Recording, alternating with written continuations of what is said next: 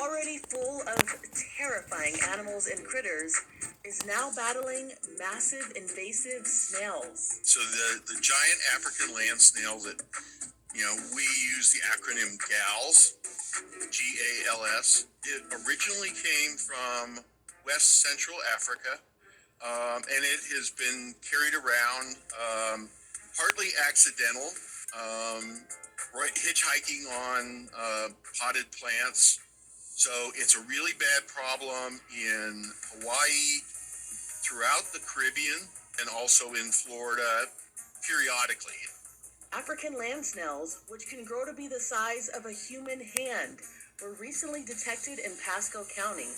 So the area was quickly quarantined. They are extremely destructive to horticultural crops. To some extent, they can do damage to landscape. The other concern is that they are the intermediate host for the rat lungworm.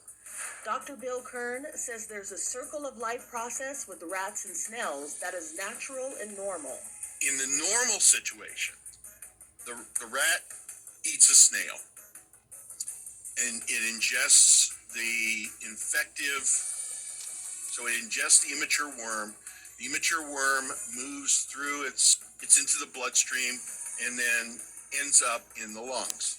There, it will go ahead and it will produce eggs, and the eggs are excreted in the feces of the rat.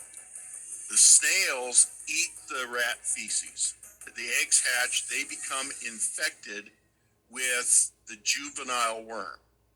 And then the rat eats the snail and the process continues. But when humans ingest these mollusks or their slime, it leads to problems.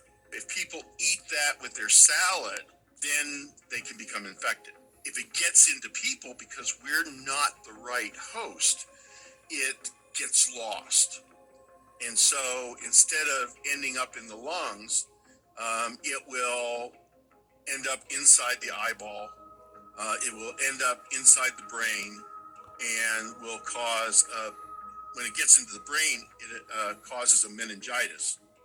To avoid rat lungworm, washing and cooking food properly will help. It is like a commercially produced salad mix. It should have already been thoroughly washed. With your home produce, I would give it a good rinsing. Anything that you're going to cook is fine, because the cooking will kill any of the life stage of the rat lungworm. Also, don't touch the snails. I normally recommend wearing gloves. The infectious stage of the worm can't penetrate the skin, but if you happen to have any cuts or scrapes on your hand, there's a possibility. Overall, it's best to be cautious.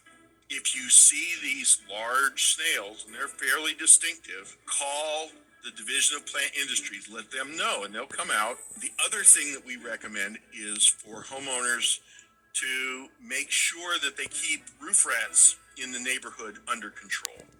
And that can either be with trapping in houses or bait stations, poison bait stations. We want to try to break the life cycle in all the places where it's susceptible. So control the snails, control the rats, and if you do that, you control the rat lungworm. For Inside